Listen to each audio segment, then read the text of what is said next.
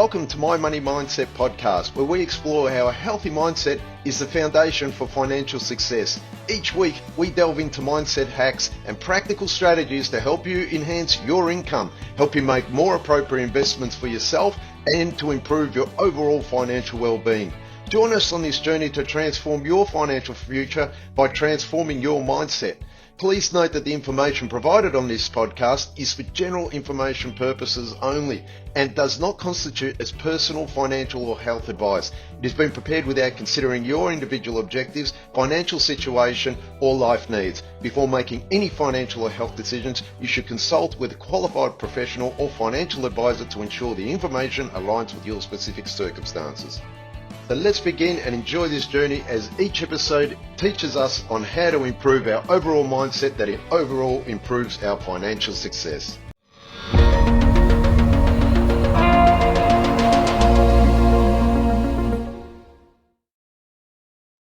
In today's episode, I'd like to share a true-to-life scenario that's actually occurred in the last 12 months, I would say, as a scenario where a person reached out they were referred to me by their accountant to ask them exactly for some drastic help. Now, when I heard the word drastic, it sort of lifted my ears naturally to find out exactly what was going on. It was a sense of urgency as what was expressed by the accountant and my clients. So what happened is my clients were originally bought their first principal place of residence. So they bought their own house, they were living in it, they were married, things were going great, they both were employed, gainfully employed. They bought an investment property that was close to a university and discovered the world of rooming houses or renting out their rooms. So the way that works is it basically rather than renting the whole house out as a whole, as in, let's call it $600 per week, it was a 5-bedroom home. They actually converted it into what they call as a boarding house or a rooming house. As different states will express it in different ways, but all in all, what it basically means is that each room is tenanted by a separate tenant, and there are separate lease agreements for the rooms rather than the entire house. Now, there are multiple ways of doing this and structuring it, and the advantages of doing it this way is simply because you basically are getting a lot more rent for your house. So what would happen here is if this house was circa $700,000 in value and it was only returning $600 or to $650 per week if they were to lease it out just on one lease, the actual leasing out each room enable them to rent each room out for roughly, I think it was back then, $200 to $250 per week. And that sort of obviously brought out a lot more income for the investment per week or per month per annum. So you could see why the motivation for the owners of this investment property were quite keen to sort of try and replicate this, simply because the mortgage they had on the investment property was positive geared, as in their property was positive geared. They were paying off the mortgage via their rent. Now, that's quite rare in today's instances with investment properties, simply because the gearing or the amount that you have to borrow in order to get this property requires you to tip in a little bit more in addition to the rent, right? So this was positive geared property. Fantastic result. And the way they managed it, well, there were a few different things, and I'll do a particular episode upon rooming houses or what is required in a rooming house in order to get it up and going. They are great investments, especially because of simply there's a lot more income coming in, but they also harbour different sort of issues when renting a property. And I'll go into that more in detail in another episode. But basically what happens with rooming houses is you put one or two tenants into one room, but normally it's just the one tenant, and then you rent out the room, and then you can sort of sublease each room out accordingly ad hoc. So sometimes some owners or landlords like to say, well, look, you can have it a minimum of 6 months to 12 months or 24 months. Whereas normally when you just lease a house out, it generally is 12 to 24 months. 12 months sort of trying to be a minimum. Some people are flexible to say every 6 months. But in all, the general gist is for a normal house, rent it out 12 months minimum, or in addition to 24 months. Commercial properties are a lot longer than that. They have different leases. They can go up to 5 years or 3 years. And then what they do on a contract is put, let's say they were 5 years, they could put 5 plus 5 years, meaning that the tenant has the option of renewing that lease every 5 years after that, what's on the contract, simply because they've set their businesses up. So that's sort of what that means. But sticking to the residential property side of things, just for this episode, the subleasing was able to generate a lot of income for these guys. I think in the vicinity of roughly, I think $1,100 per week, or $1,150, $1,200 per week in some instances. Now, they also had to provide certain things, which was a common room, there was a bathroom per bedroom, there was Wi-Fi, there was sort of the bills had to be split, electricity, all that sort of stuff. Now, there were governances that we had to draw on the contract and adjust a few things once we were introduced to the clients. But basically what had happened is we sort of had our clients running this smooth operation within the investment property, and they were then starting to, once refined, they were really starting to get a great cash flow back into their bank account, which enhanced the motivation for a second investment property. And here we go with the second investment property, simply because they got a taste for the first investment property. So they thought, well, why not? Let's replicate this and do another one. And they purchased in another suburb, but close once again to a university, to sort of the old cliche, if it isn't broken, then you don't need to fix it. Let's just enhance it, and bought a very similar property and replicated exactly what they had. And it was a great move, fantastic move. And then they were also, with this particular property, we drew up all the contracts, made sure everything was in accordance, and everything was going like a well-oiled machine. And like anything in life, once it's going like a well-oiled machine, the last thing you want anything to do is to slow that down or jeopardize the income that was being produced by these two investment properties. And they were really cash flow positive. It was a fantastic result. Cash flow positive to the point where the additional income that they were receiving was going into their own home loan in order to get rid of their home loan, what was considered useless debt type of thing in a gearing sense. So basically they wanted to pay off their principal place of residence sooner, pay that off sooner, their loan on their own home, and obviously optimize the investment for gearing purposes. So in that sense, that was a fantastic move. But when they came to me to ask what were the potential possibilities of replicating this again, fantastic motivated people they are, then the banks started to hold them a little bit back. And they basically were saying to us, well, Mark, what we want to do is we've got this awesome setup of these investment properties, rooming houses. We've set up our own little website. We've got this little business, literally, I mean, working. We've managed to implement cleaners. We've managed to implement a part-time manager to look after these properties, the tenancies. We sort of help do it ourselves, but we also have this whole two properties going really well. But the banks are not taking the income that we derive from these properties as what we can use for servicing on our third investment property. So when they applied for a third investment property loan, the banks basically turned up and said, well, we're not accepting the fact that you're making $1,150 to $1,200.50 a week on each of these investment properties.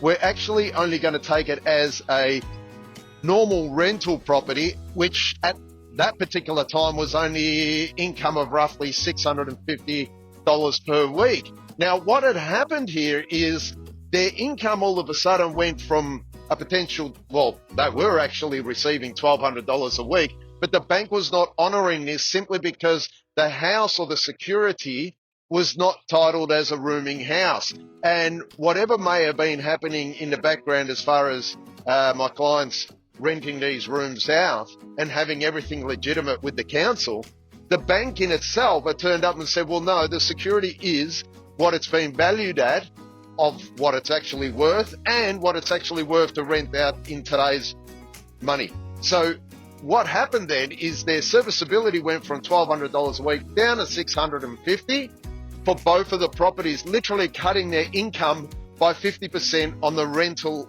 servicing assessment side of things. So basically, what they were truly bringing in to the pocket was not reflected in their bank serviceability. And this had sort of caused a bit of an upset for my clients, and righteously so, because they're basically saying, look, we can provide evidence of this. We can actually show that this is what's going on. Now, long story short, we basically implemented a lender or a bank or banks to be able to compare and provide products that would actually honour the fact that these guys were actually making very good money, and they were going to be rewarded for it by honouring the fact that they were going to lend money to my clients to achieve this third investment property. So what had happened was basically these guys had gone from one property or one investment property to the second one, and they've gone for the third one, but found that not everything is pretty much like a cookie cutter when it comes to the finance side of things. Now, this today,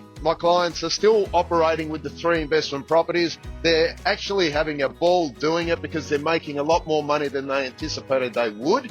There are a lot of factors when it comes to renting or leasing each room out. I know to this day there are many companies out there that actually are able to help you manage and set this up, but there are a lot of strict council rules. Your local council is the first thing you want to do to be able to go and check if you're able to do a rooming house. My clients had already done their homework many years ago, and basically step by step pursued this option of doing this. Now, local councils can be very difficult when trying to get a rooming house over the line. I know these days there are some builders out there that actually build rooming houses specific to what is required by local council laws. So what that means is sometimes some councils, majority of them, require each property to have all their rooms have a bathroom amenities, toilet, shower. So every room has its own bathroom, so to speak, like pretty much an ensuite, and a mini kitchen setup, that type of stuff. Now, in some extremes, I've seen this happen quite a bit where the councils check this every year, as in the upkeep of it. But obviously, you'd have to speak to planning in the council and discuss with them what are the restrictions and what is the expectations from the council before they're able to be able to rent these properties out as rooming houses and so on and so forth. Builders do build them to spec, brand new. Yes, there is very similar to that of NDIS. They're specifically built for a purpose, right? And once again, NDIS properties commonly very good for income, generally speaking. But once again, the banks, in the whole gist of things, only lend out money to investment properties that are NDIS specific, but they use the servicing or the income that is being received by NDIS properties as a normal house if they were to ever let it out as a normal house, not NDIS specific house. So there's a lot of things to look out for. These properties, as in rooming houses, are fantastic at generating positive cash flow. But you definitely want to make sure that if you're going to go down this path, that you do all your homework with it. There are a little, like anything, investment properties, there are little traps that you can fall into and cost a lot of money if you make a mistake in there. So you definitely want to make sure that you do your homework to prevent these mistakes, because they are costly, as in could be building mistakes, could be planning mistakes, could be anything, right? There could be unlawful things that you don't even know that you're doing wrong or is breaking the law, and it actually could land you into a lot of hot water, that so to speak, right? So make sure that you do your homework with these rooming houses or NDIS or anything specific to a purpose, especially being an investment property, because there's a lot of things you can lose from it rather than gain. Now, like all things going successful, my clients then discovered that their third investment property, as things were going really well and we refined the finance to make sure that it was positive geared, we're working very closely with the accountant to make sure. Sometimes their accountant wasn't always to what they would say up to date with their expectations, but they were very motivated people, and the accountant has a lot of clients, so the accountant can't specifically always work in hand with them. So they really needed someone to help guide them and assist to make sure that numbers were going well. So it worked out quite well, but what the clients did identify in the cash flow, and what we all identified in the cash flow, was maybe it was a time to divert the income. So rather than looking from another perspective of developing and getting a fourth residential property, we sort of said that what we could do is diversify our income portfolio or investment portfolio, however which way you wanted to put it. So what we did is basically started looking for commercial property to be able to lease out once again for whatever reason that may have been.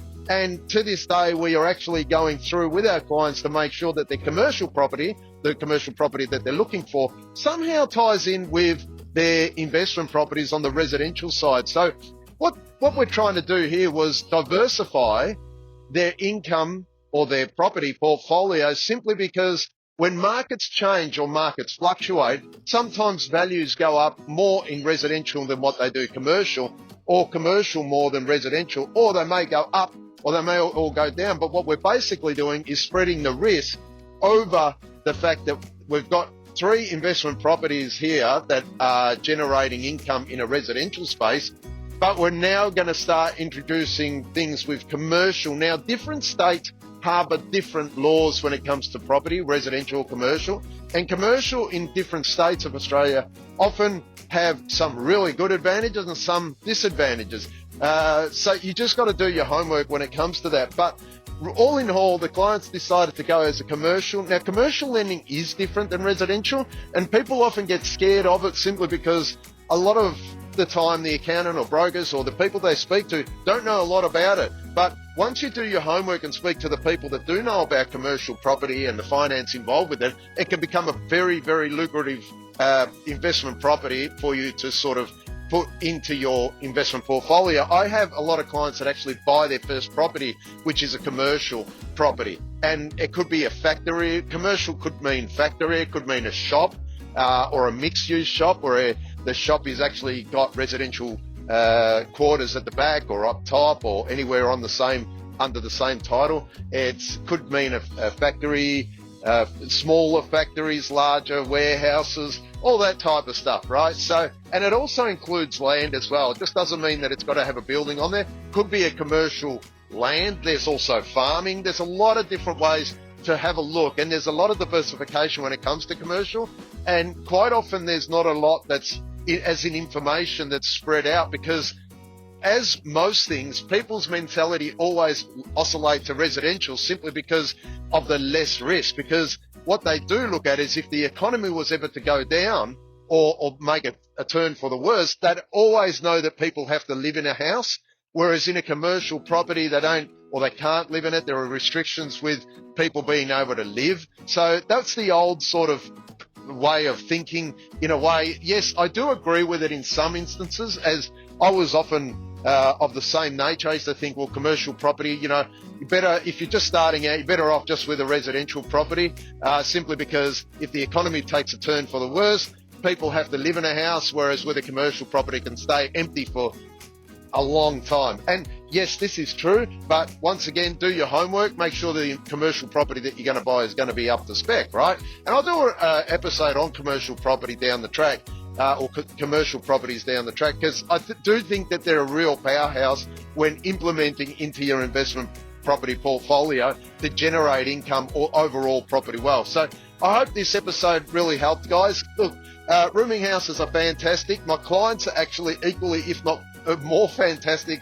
than rooming houses, simply because they were motivated enough to be able to do this and get out of bed every morning and just tackle it and have the motivation to build these investment properties generating positive cash flow. Is it for everyone? No, it's not. Make sure that you really pressure test yourself and find out exactly what's required with rooming houses. Please email me or something if you just want to have a short discussion on it. What's required, I can sort of help guide you with this sort of stuff. It's something that you really want to make sure that you do your homework on. But guys, give it a go. Learning about these type of things. And these episodes are pretty much in the same connotation. I put them out there simply because it opens up people's minds when they start trying to understand what's the best way moving forward to generate income. It's not always about investment property. It could be about careers, could be about building a business, but it generates an open-mindedness to you guys to be able to then start thinking, hey, this big, beautiful world that we have out there, there's so many different aspects about moving forward. And if you're the type of person that always believes that there could be, oh, it's not for me and it's always too hard, don't always think like that. Always have that connotation to believe that there are a lot of people just very similar to that of yourself or as misfortunate in the past as yourself, but they get out and they actually go do it. And I don't want to say get out and do it and go, but what I do want to do is sort of try and get your mindset towards believing in the fact that every day is a blessing and every day presents you with something that you can start to do or get the ball rolling somewhere where you are actually quite content and you feel comfortable in your zone, not anyone else's. So what that means is basically take each step. And if you are really hesitant or just want to go slowly, go slowly. There are plenty of days ahead of you. It's just that you are blessed with every day that you're born. So you want to make sure that that day you take it upon it, investing in yourself and also a little bit in your future. And investing doesn't necessarily mean in money. It means in health as well. But it means that you're actively going forward to change things or try and improve upon, if you believe that they do need improving upon, those little aspects about your life that you could think, oh, I'd like to change this, but I don't know how. Open-mindedness, and that's the reason for these episodes, a lot of them, is to share with you that open-mindedness gets you places into that you never thought that you'd be able to achieve. And make sure that when you are doing them, you take precautions and just don't jump and see if it works. Always take precautions, always go to your own limitations. Don't exceed these. Don't always listen to a lot of people that just say to do a lot more than what you're actually doing. Stay in your own comfort zone and take initial advancements. And even if you are never successful or very minimal at success of doing these things, the experience is what gives you your personality. It provides you with that wisdom, that experience that later on in track can sometimes come back in your life to enhance and help you again, right? So I hope this episode helps, guys. All the best and thanks for listening.